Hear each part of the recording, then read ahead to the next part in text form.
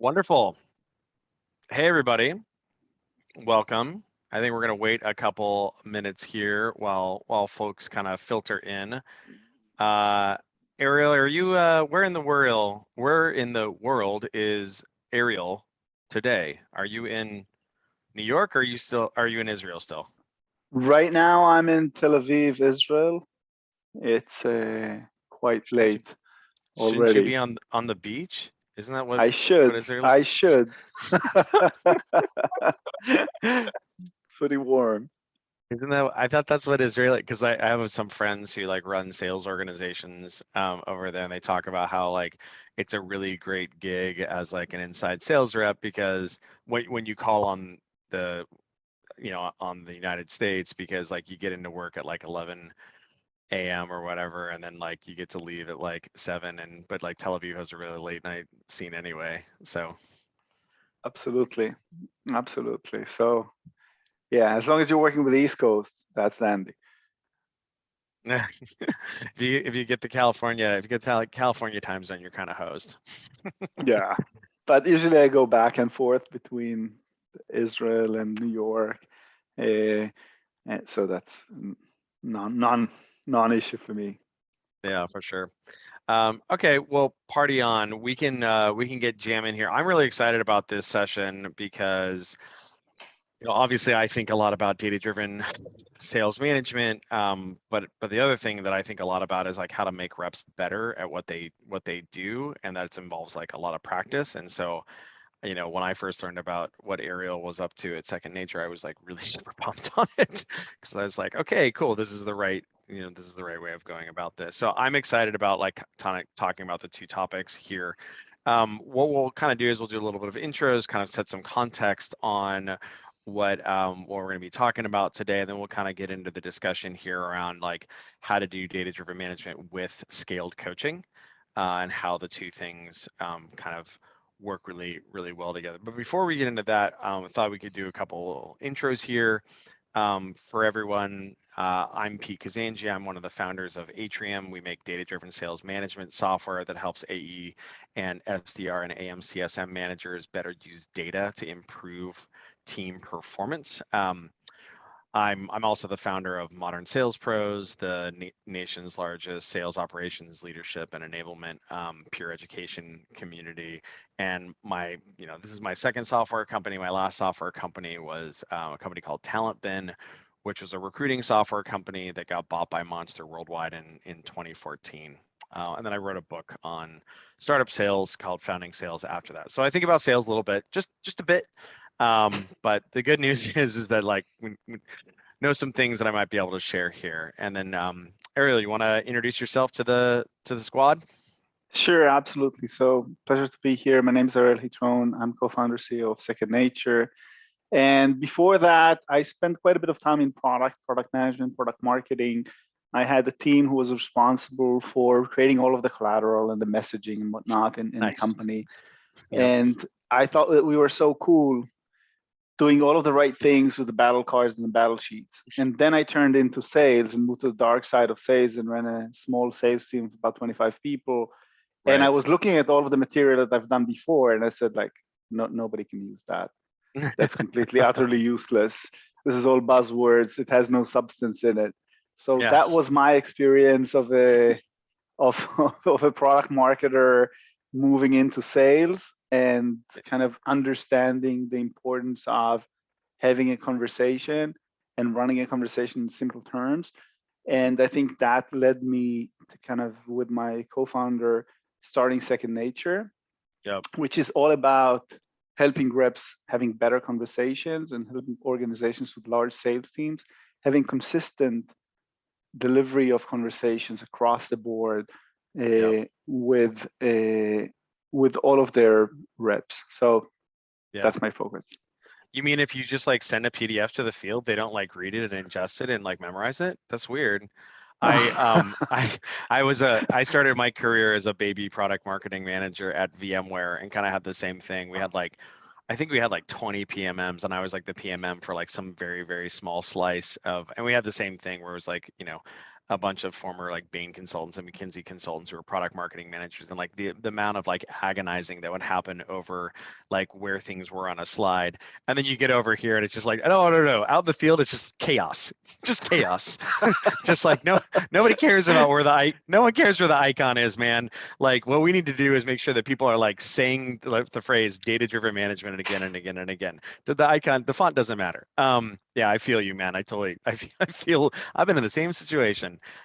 Cool. So what I think what we're going to do here is I'm going to talk a little bit about like how we think about data-driven sales management and how that kind of mixes with scaled coaching here.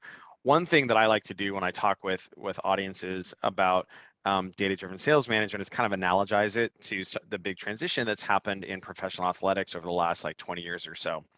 And really what has happened is because the ability to be data-driven is a source of advantage, there's a huge economic incentive for organizations, for athletics organizations, professional sporting organizations to get their act together. And so probably the best example of that is the Oakland A's. There's a book called Moneyball, and then of course a movie made out of it where the A's did a really good job of using analytics in order to understand essentially undervalued players who had really good metrics. They were high performers. They just kind of didn't look the part, right? So the A's could like pick them up on the cheap, which is pretty cool. Like that's a cool, like a data-driven recruiting. It's part of data-driven management. And so you can kind of see this where like the A's were way more winning. Like this is winningness down here, and this is budget cost here, like average budget cost. So they're like this outlier where there's like, this linear correlation here, and the A's are down here, like paying less money, winning more games. And so like, that's pretty cool. But one of the things, and the way that organizations do that is by doing a good job of consuming information, right? Whether it's like game tape or kind of analytics or what have you. But the interesting thing, and this is where when I first met Ariel, I was really excited about this, is that like you then have to practice, right? You can't just identify a problem and then be like, oh, we have a problem. Okay, well, now it's solved. It's like, no, you have to practice, right? And so one of the analogies that I really like to use for that is the batting cage. I grew up playing baseball. And so if you have a hard time hitting curveballs or hitting changeups or whatever, you don't just identify the fact that you have a hard time hitting curveballs. You then go in the batting cage and you hit a lot of curveballs or try to hit a lot of curveballs. And then ideally you get better over time. And so the cool thing is like once you have this data-driven management behavior, it actually like it's a muscle that delivers utility pretty much across the board, right? And so the A's are another great example of this. Like now the tip of the spear, if you will, on data-driven management in baseball is this concept of shifts, where like a batter comes up, and if he has a tendency to hit to the left side of the infield, right, based on historical performance and analytics, the A's will shift their players. Other sports teams too, but the A's are really good at this. They're pretty obnoxious, and the reason why is because they're just very, very data driven. And so I think what's kind of cool here is that we in sales have the same opportunity to go from this kind of like barbaric old school way of running sales organizations to being very data driven, and then coaching in a scalable, consistent way on top of that. And so what is kind of driving that is that one, we have the data, right? So we have all these tools that we use that capture information about our selling behavior, whether it's email system or the calendar system or the CRM or what have you. The challenge to date though has been kind of twofold. One, on the data-driven management side, managers don't really, they're kind of like the baseball scouts and the coaches in Major League Baseball 20 years ago, where it's like, hey, look, nobody has a data-driven muscles yet. It hasn't been a requirement. And then moreover, we don't necessarily enable the managers to do that. The second, and teach them how to do that. The second thing is that the existing tool chain is just like pretty crappy for that. Like, dashboards and analytics and things like that, like Looker and Tableau and Salesforce dashboards, those are for analysts. They're not for managers. They're not purpose made for that. And then secondarily, when you think about, even if you identify a potential problem there, well, now like we got to fix it. And then the challenge, of course, there becomes, what do we have the time on our calendar to then do those fixes? And then moreover, if we have many managers, can we do it in a consistent way, right? So this manager isn't coaching a certain way on how to talk about this new product, and this manager is not doing it in a different way. And so these are kind of like the challenges that that we at Atrium and Second Nature think about a lot, right? Like at Atrium, we think about how we can help these sales managers use data to improve team performance, and Second Nature thinks about how to improve selling competency with AI enabled coaching. And so that's just kind of like the context there to kind of like just get everybody's brain loaded up with like the right information. But now like Ariel and I are just kind of like gonna nerd out on this. And so I think the big question that I hear a lot is like, how do you drive positive behavior change with coaching? And I think this this framework right here is kind of like the way that I think about this is kind of on the front end. And I know Ariel, you kind of think about it on the back end. And so my big thing is about like identifying problems, prescribing a fix, and then setting goals in place in order to ensure that that fix is taking place. How do you think about this? Yeah, absolutely. I think that's spot on, and love the kind of the analogies with the baseball as well. I think that the way that I've seen different organizations do it, and we're typically working with organizations with the tens, sometimes hundreds, many times thousands of reps, is trying to identify what are the problems both in larger scale, like across the board for everyone, as well as personalized.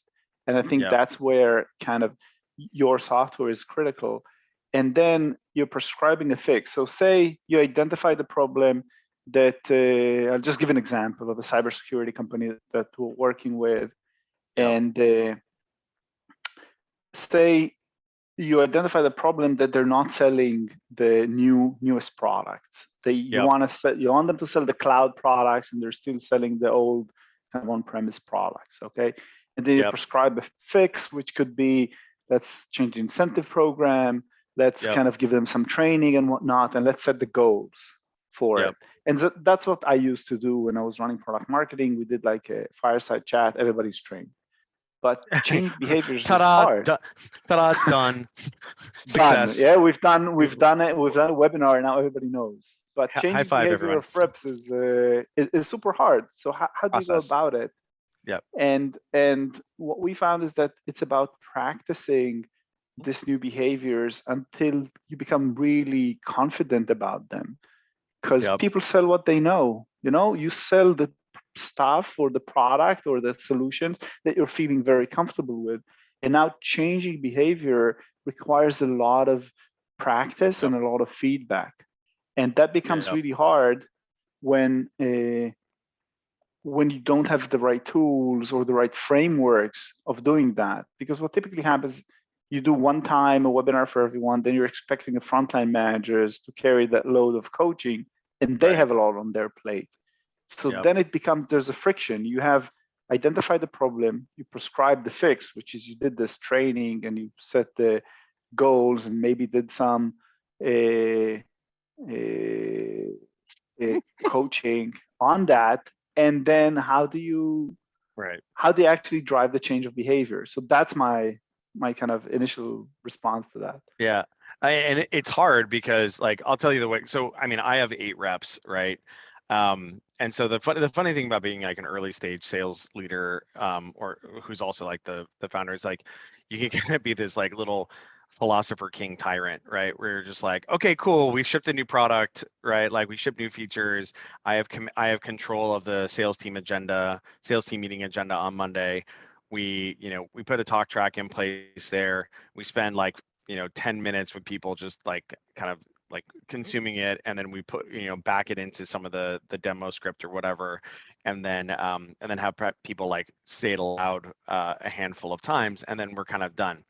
It's one thing if you only have 8 people. It's a totally different situation if you've got like 50 or 100 or whatever, and like you've got like long offset kind of like release trains and what have you. And so I can share a little bit. One of the things that a customer that we work with, they actually sell a lot of different products. It's kind of like what you're saying, Ariel, because it's a sales company, sales tooling software company that does a lot of like is pretty acquisitive. Like they acquire a bunch of companies, and so what they do is they want to make sure that the reps are talking about, because they know that if you cross-sell more, your ASP goes up, right?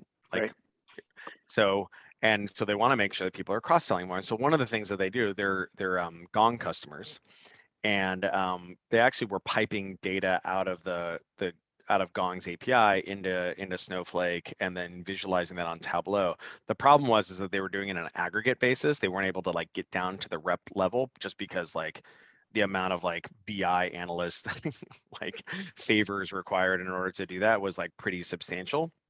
Now the neat thing is, and this is something that I use the heck out of on my team, is we actually, so Atrium now connects with Gong. Like you can import your Gong, not just your core call behavior data, like talk ratio and longest monologue, but also if you have trackers set up, right?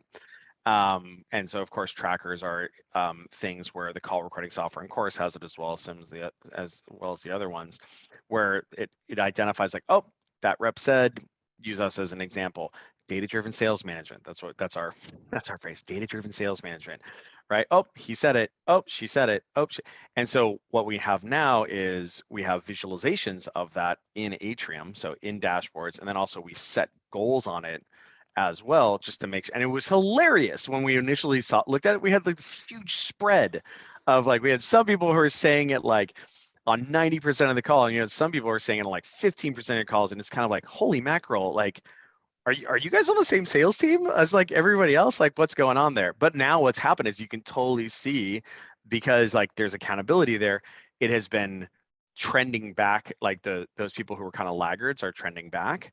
And it would have never, like, we would have never known about it, and we would have never been able to drive that behavior change if we didn't know that that issue was there.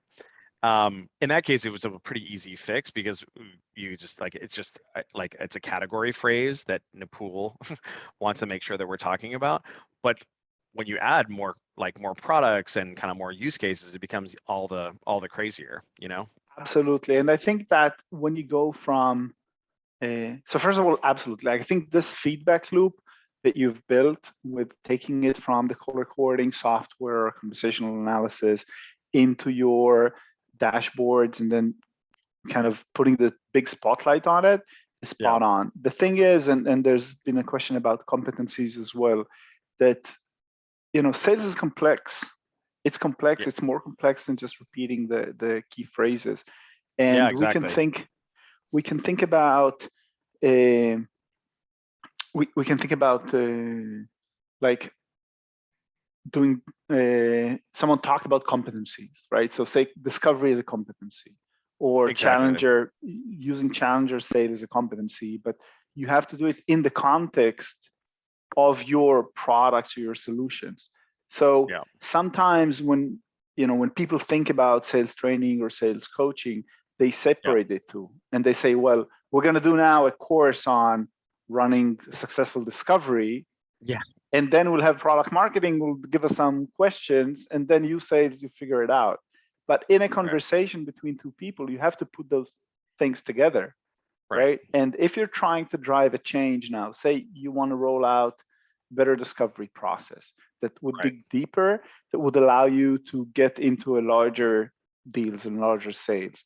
That's a complex thing that it's hard to pick up just from trackers from a Gong or a course. Oh, totally. And in order to drive that kind of change, you have to have the reps kind of feel confident that they can do it. And if you have a 10 people team, then you probably put them together and run those kind of role play simulations. But if you have 100 or 1,000 people team, that becomes extremely complex. So I think that the ability to have that kind of role play at scale is critical in that. And what we're doing at Second Nature is exactly that, is we're giving reps the ability to go in and say, okay, I'm having challenges with discovery. Why? How do I know that I'm having challenges with discovery? Because I'm closing too small of a deals, because my conversion from one stage to another is too low, and so on. So that's the identify the problem. Now, in order to prescribe the fix, I'm going in and I'm doing now 7 different discovery call simulations or role plays. And those role plays would not be taking the time of my manager. I would not expose myself in front of my manager. I will just go in and I'll do it on my own. and I'll get the feedback through these interactions, and I'll know how to get better. And then when these results kind of come back up in the dashboard, I'm going to be better than I was before. Now, if you think Ideally. about it from an Yeah. Absolutely, ideally, and but that's what we've seen with data. And then from the manager's perspective, it's sometimes frustrating, because you're saying, well, we need to sell more, right? That's the biggest analysis, or we need to do a deeper discovery. But how do I roll that out effectively to a 30, 50, 100 people team? Like, what levers do I have to pull? Like, there's such a big team. I'm one VP of sales. How do I go about that? And I think that assigning them, identifying it with the system like yours, and then assigning them role play simulations. Homework. And then checking it back. If it appears in the trackers, I think that's the closing the loop. That's the closing the loop. And helping with that. Yeah, I can actually give a fun little success story. One of my favorite things about, like, I just like nerd out on this stuff all day long, but one of my favorite things about running the sales organization at Atrium is we use Atrium on Atrium.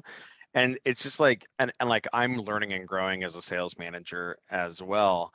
And so we had this like really interesting little like kind of case study here where one of my top performing reps, senior rep, he's fantastic, right? He was on track for a bookings miss for a month. And it's super weird because it's like very, very, very consistent, right? And so we were all on this like walking one-on-one where we were talking about this, and then and we were like kind of going through the data. I was actually on my phone, and we were like, well, like, was it an op inflow issue, right? So this is like this is the rep. He shall remain nameless to protect the innocent, right? And so we were like, well, did you have like an op inflow problem? And the issue in question, it was in June of this year. He had a little bit of a light month. And so we were looking at it, we're like, no, like your op inflow is like not problematic. But then what we did was then we cut the data just a little bit. And one of the things that's really nifty about Atrium is you can just like, jump to another view, just like click, click, click. And so what we did was we looked at how many ops went to Disco Plus, like went beyond Disco. And so you could totally see this thing. You could see like he was consistent. And for whatever reason in April, even though he had a bunch of like op inflow, right? Like nothing was getting past Disco at all. And we totally missed it. Like I missed it as a manager. Super embarrassing, right? But the good news was that at least we identified it as the fact. And of course we were both like pissed. We're like, oh man, we're like such morons. But then we were like, okay, well, we're not going to mess that up next time, right? And so what we did was said, hey, well, you know what we're going to do? We've always had a goal on new opportunity inflow on my sales team. Right, so we set a goal on new op inflow. There's a bunch of other goals as well, obviously. You can see gong talk ratio in there as well. But what we did was we said, hey, we're gonna have an expectation that we want to see that you should have 8 opportunities that go to Disco Plus on a monthly basis, right? Because that way we'll never get our butt kicked again like this. And so then the really interesting question, which we haven't caused still, was what drove that like kind of diminution in Disco Plus. Whereas if we had somebody who had a continuous problem of converting from we call it stage 0, we call it meeting pending op stage to Disco Plus, right? Like getting into Disco. Well then like how to debug that and then how to train on that. And so I think that's like a really fascinating, like that's the frontier, because then like right now it's like, oh, we'll go listen to their Disco calls, and it's like, well, goodness gracious, like who's got time for that, right? And so and so the ability to be like, hey, we know that there's a problem here. Maybe you've drifted away from your Disco questions. This is actually something that I've seen a lot with like the work from home. I call it like seller drift, right? Where essentially what ends up happening is when everyone's on the sales floor together, they all hear each other and they kind of like reinforce. But if you're not, like you start getting this like drift. And so being able to like snap somebody back to that is really important. The way that we do that is like recurring training, because we actually haven't implemented something like a second nature yet. But that's why I'm like particularly excited about that, because when you do those trainings, it's like more time for the manager, unfortunately. But I think, Ariel, you have some other examples of like how folks have like identified the problem and then prescribed solutions and in a scalable way. Yeah, absolutely. So I think that this example was spot on. And I think that we're always running between the personalized, something that as a manager of a team, you want to make the most out of your reps. You want to come in and coach them. You want to kind of work with them, versus someone who's kind of leading a larger organization. You want to look at it holistically and say, okay, that's what we are. And what typically we've seen with people who are working with a sales team, say of 50 reps or 100 reps or a few hundreds of reps, is that they look at the end results, right? They look at the total numbers. If they have just a sales force, and then if they have something more sophisticated like an Atrium, they can go deeper into it. But then how do they take that and they drive a change in behavior out of that?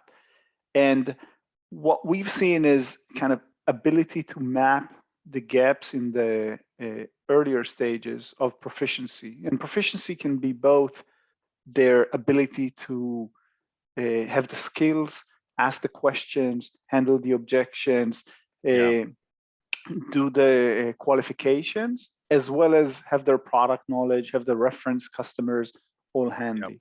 So having a mapping of all of that, saying, okay, here's my team, here's each of the products or the solutions that I'm selling, and here's how proficient they are in each of these.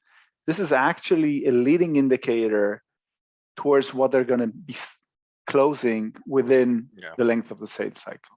So you get like a visibility into the future, saying if this team cannot talk about the problem, they cannot qualify the opportunities, or they cannot kind of pull up reference customers that are convincing, they're gonna miss their numbers eventually, or even worse. So this gives you like an overview of that. And in order to get that, you get them kind of practicing with the machine, with the AI multiple times. So the way that we're approaching it, again, just in very briefly, is having reps speak with Jenny, who is like a mock buyer, and she's a computer. And she gives them all of those curveballs and softballs and hardballs that Pete mentioned before, so that they could practice. So she's like their batting cage, and it's all in kind of natural language, natural conversation, and getting the feedback from her. So we've seen organizations that go into it and really think in a structured level across the board, how can I actually drive improvement? How can Superman fly faster, right? What can I do for my reps? And I think that goes into building a structured coaching program.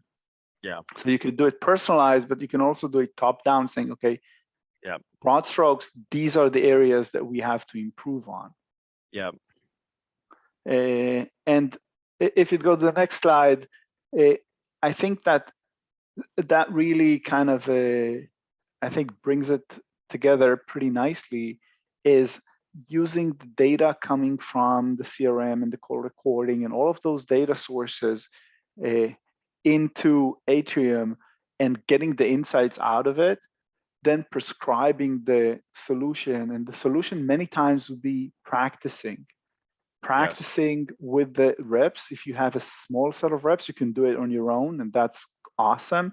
If you have tens of reps or hundreds of reps and you don't have the time to run 5 different role play scenarios with each of them, you can use an AI to do it for you, at least the baseline of that, and get the read back from it. And then analyze the reports from the AI and analyze their execution back from the field, and then see it in Atrium if this is actually making the impact that you were looking for. And then you get into the nuances of the conversation, rather than just the sales number. Are they selling it? Yes or no? Are their speak ratio is right, and so on. I think the interesting thing, because most of the organizations that we work with are between like 10 and like 200 sellers, because usually like the larger organizations have they have a pretty substantial like Looker Tableau implementation that everyone ignores, but it's still kind of one of those things where like, we spent $250,000 on this, like we're not gonna give up yet. But I think the interesting thing is like, you can have that. I call that like field marshal level. Like I was talking to the CRO of this customer engagement software company. He's like, I really care about the things like what's going to be the biggest impact across the entire organization. And I think that's like that makes, and he used to be a sales leader at Salesforce. And so there's a little bit of that old school mentality of like, of like, well, I want to push one lever and improve for everyone. And that's important. So like use like the cross sell example, right? Like, hey, look, we just spent $100 million on this company. Like, we need to be slanging this new product, right? I mean, actually, that was like my last software company, Talentpin, right? Like the biggest problem, the thing that like I used to have a full head of hair and weigh 30 pounds less, but then my company got bought and I had to try to get like 1,000-person sales organization to sell Talentpin. Nobody would sell it. But if you had the ability to then say, okay, across the board, we can do this, that can be really powerful.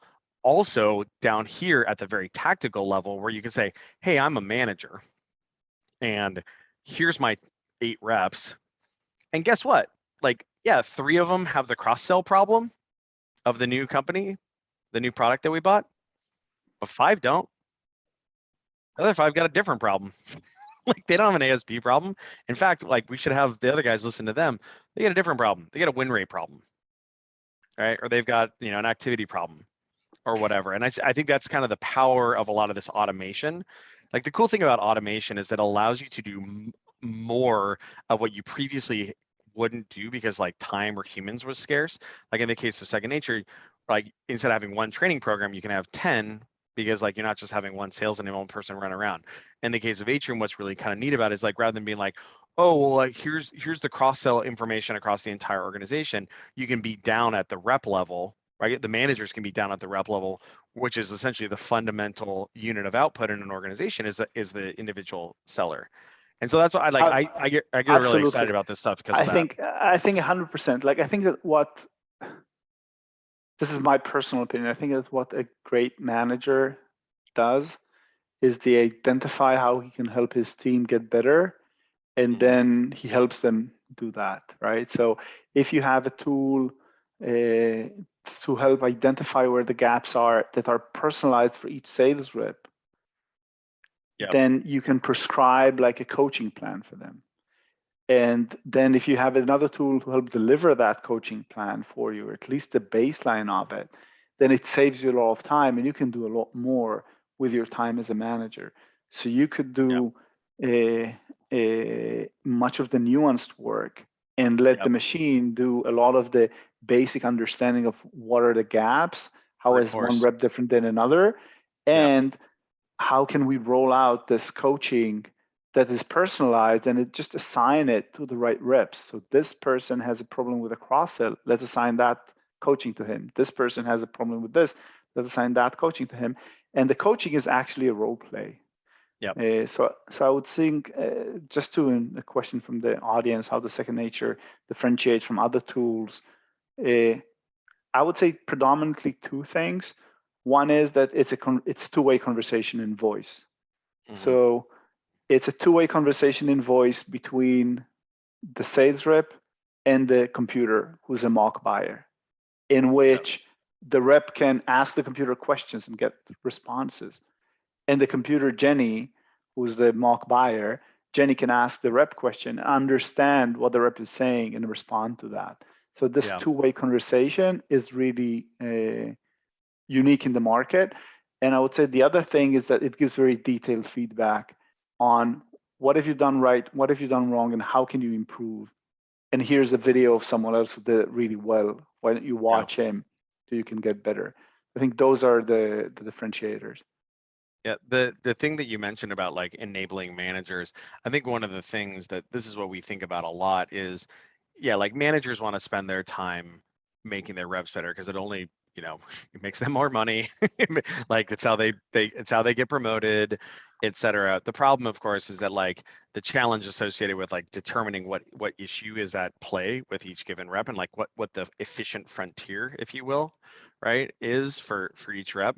That analysis is kind of a pain, and that's why we seek to automate a lot of that. But then even just like the resolution of it is, I'm fascinated by that example of essentially abstracting the coaching, right?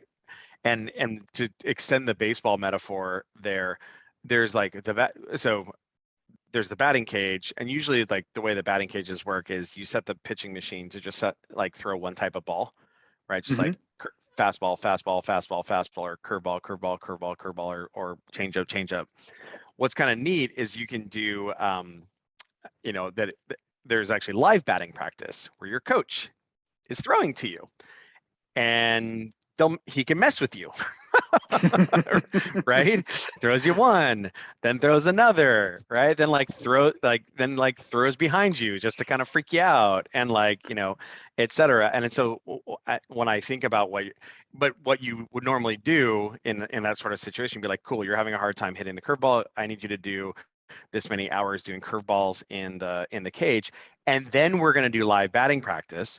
But instead of me like wearing my arm out or whatever, now we can just focus on, cool, let's authenticate that you got there with your curveball in a live environment. And I think that's like a really powerful thing. I know that we're coming up on time here, so we should probably pop into some of these questions that we have. I think the first question was, what is the best cadence for a coaching session, and how much do you allocate per person? Ariel, I think this is a fastball right down the pipe for you. That's great. So I think it really depends on the organization. Some organizations that I've seen do it once a month and say, okay, once a month we'll take everyone and we'll coach them and we'll certify them maybe on some things generic, on everything. So that would be like a top-down kind of motion. And then maybe do a weekly, something that's personalized for the specific reps. So have the manager review the data and understand where are the gaps for each specific rep, and do some role play either personally with him or use Jenny for that. And that would be on a weekly cadence.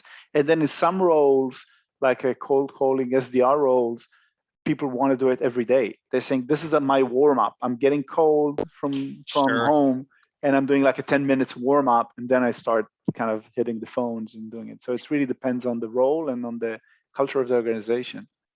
I kind of love that as an idea of like, yeah, because one of the big things that I always talk about, so when I onboard reps, I always onboard in classes, and I try to do in like an even number, because what I do, this is my hack. This is like my hack with having done this without an AI, is I would have the reps practice with each other.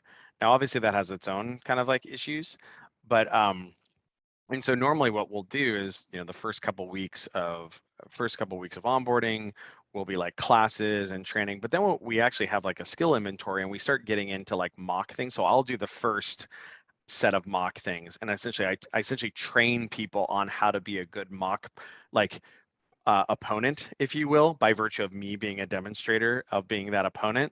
And then what we'll do is we'll be like, okay, cool, you guys go off and do it for like 3 hours together and record it, right? And then they're using the disco questions, and they have different scenarios that they're playing, and so on and so forth. And the reason why we do this is because like practicing on ops is like expensive. Right? Like, Lord knows what like the cost per lead is. And so marketing is like, throwing a $500 op your way or $1,000 op your way, and like they're expecting you to deliver 25K, or like, I don't know, a 25% win rate on a 25K ASP. They're like, hey, here's a $1,000 opportunity. I expect $5,000 in expected value back. Don't mess it up. Right. But the problem is that if you have people who are not trained, like having them practice on like live fire is like, it's expensive. And so this notion, I really like the idea of like showing up in the morning and kind of like, getting the kinks out even before you, like, irrespective of like, there's the onboarding, get the kinks out, because all you are is one giant kink. And then there's like the recurring kind of like, all right, it's Monday, let's do a couple of simulations, just get like my brain straight. That's fascinating. Absolutely. And I think also to your point, it's definitely expensive to get the meeting or SQL. I think it gets even more expensive when you go down the funnel. So some of the conversations, they only present themselves when you're down the funnel, right? So like pricing negotiations, hard competitor questions and whatnot. Like you have to run like 10 different opportunities in order to get into this one opportunity. Right. Maybe only 2 get down there. Right, 1 or 2 that get down there, and then you're faced with the question, so how exactly are you different than this competitor X, and what do you have for that, right? And if you're not ready for that, then you're missing out on all of those different opportunities. that's a really good point, because my 3 AEs that are ramping right now, I think they're all in like month 2.5, and like a couple of them closed a couple deals. They're supposed to have deals dropping in like month 4, so they're a little bit ahead of the curve. And I've been watching their like opportunity ownership and meeting volume ramp in Atrium, but that is literally happening right now, where they're getting a bunch of their ops are getting down funnel. And so what they're doing is they're encountering curveballs, let's say curveballs, right? Like up here was all fastballs, and now they're getting down here and they're like starting to see some curveballs. And we have a big inventory of, like, we call it it's the Atrium sales meeting types document. There's like 15 different types of meetings, right? And it's like, these are the different permutations of the type of meeting you will have. Like, and so what's funny is that, like, rather than, and I guess those are the type of like pitches someone might throw you. And so the problem is that, like, if you get to one of those that's like rare, right, and you only get there in like month 5, like, and Right. you're kind of like, and it's a 50K op, and you're like, like, that's Right. You don't want expensive. to miss that. It's exactly like let's switch the images a little bit. Like, think about flight simulators, right? You Yeah, don't want to be having your first crash landing on a real thing. You want to do it on a flight simulator, make sure you can land that and still get everybody out safe, right? So I think that's notion of practicing those edge cases yeah, really helps build your proficiency and your confidence. At the end of the day, if we're all improvising in sales. Like, you can't prepare for oh everything, yeah, but if you have totally. your confidence, if you know that you know your stuff, and it's hard to put you into a corner, then you come across really differently. Yeah. Yeah, another question here was, what are the best metrics to review as you prep for a coaching session? This is a fastball for me. I mean, I think the answer to that is, in general, what you would want to have is like a general harness of metrics that matter for your organization, and the type of role. So output metrics, like, if it's an SDR, the output metrics are going to be like opportunity creation, and maybe like stage 1, like opportunities that have gone to stage 1, that have gone to qualified. It'll be, activity stuff like email volume, call volume, but also quality stuff is like, quality metrics is a really important thing. This is where people kind of will have a trip up sometimes. They leave out the quality stuff, like, what's the conversion rate of number of accounts touched converting into opportunity, and then also maybe what's the email conversion rate, essentially, like the email responsiveness. Because then what you can do, so like have that, and then the same on the AE side, it's like, obviously bookings, but then of course we have to look at precursors there, like, what are the win rates, what are the ASPs, what are the deal cycles, and then if there's any particular things that are specific to your sales cycle, like, in the case of Atrium, because Atrium takes like 5 minutes to set up, so we sell on customer data. So one of the things we measure our AEs on is how many opportunities they get to a data live state, right? So that's a precursor. There's new opportunity inflow, which is important, and then there's wins, and then there's this intermediary, which is, okay, how many ops are you getting to data light, right? And then conversion rates in there. So, and then if you have that like harness, I usually call it like a harness, say it's like a dozen things, and they're being like, ideally they're being monitored for you, like statistically, so you can say like, that one's a problem, rather than you having to like use your eyes. But then it becomes like a very easy thing, like, oh, okay, cool, we're gonna have a coaching session, and this rep is light on data lights, as an example. Or I know that this rep, I observed something when I was searching before, and I noticed that this rep has a strong talk ratio problem. Okay, cool. Well, now I'm going to set a new goal, right? And like, I have coaching dashboards for each of my reps. So it's a dashboard that has a bunch of tiles in it, and we just share them with each other. They're like linked in our one-on-ones, and then they broadcast to us. And then, like, when a problem goes away, like at a rep who had a talk ratio problem, he's got it under control. It's great. That tile goes away, and now there's a new problem that we get to deal with. So like, that's how I go about dealing with that. So Ariel, I think there's a question here that I think we can end on, that I think is like kind of like right down the pipe for you. When you're setting up a coaching program, do you need to ID the sales competencies first that are important to your organization, right? Like, you have to do that inventory first. And I think you and I talked about this a little bit in our prep session about how you you can kind of like thread that needle where I'm not having to boil the ocean. For sure. So I think that there's a lot that you can get from the data, both on the competencies as well as their knowledge. I think that you can get on data based on exactly what Pete mentioned before, those intermediate steps that lead into a sale to understand where the gaps are and build based on that. So I think that's one way to look at it. I think that sometimes leadership comes with their vision as well, saying, okay, our vision is to enter this market, to sell into this use case, to roll out this product, to do a new industry, and then the coaching kind of follows that as well. So it can be done based on the competencies that are discovered, or it can be based on kind of a leadership enforced top down. I think there's also a question from Keith. Keith, it's been a while, so this is great. I don't know if we have the time to drill into it right now. I'll just say he asked, like, other than discovery and cold calling and general pitches, how have companies been using AI? So I think that one big one is talking about the problems. Yeah. Which is always hard for us in sales. Like, we're so excited about our products, we forget that talking about the problem and the pain, putting our product aside for a second, is key, and getting kind of reps really confident with that. I think another one is talking to all different buyer personas. Each one of them has a different need, and being able to do that. I think a third is telling just great customer stories. You know, that time that we sold FedEx, you know, that's what happened. You know why? And usually reps, when they closed it, they know the story. But if someone else closed it and there's just a case study in the website, they don't know. So I'd say these are very common examples of how people have been using second nature, as well as just giving the corporate presentation and running through it. But in that one as well, like, you have your presentation ready and you're coming to it, and you know that you're ready for 25 minutes. And then the buyer says, look, like, I only have 3 minutes for you today. Just give it to me straight, right? What are the benefits of using a product? How is it different than competitor X? And what proof points do you have? Go.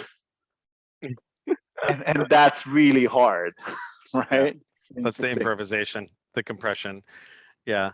Well, wonderful. Well, everybody, I really enjoyed this conversation. I know we have to wrap up here. I think the cool thing with both Atrium and Second Nature is that both are free to try. In the case of Atrium, it takes 5 minutes to set up. You can just go to atriumhq.com and just sign in with your Salesforce instance. It takes about 5 minutes to get a full-blown data-driven sales management harness. And then, Ariel, how does that sign up work over on Second Nature? It's pretty similar. You get signed up. We do a short walkthrough of the product for you, and then you're off to the races. Yep, excellent. Well, this is super delightful, and I hope you have a good rest of your week. Okay, Ariel? Absolutely. Thank you. Thank you, everyone. It's been a real pleasure. Yeah, good to see everyone. Bye, guys.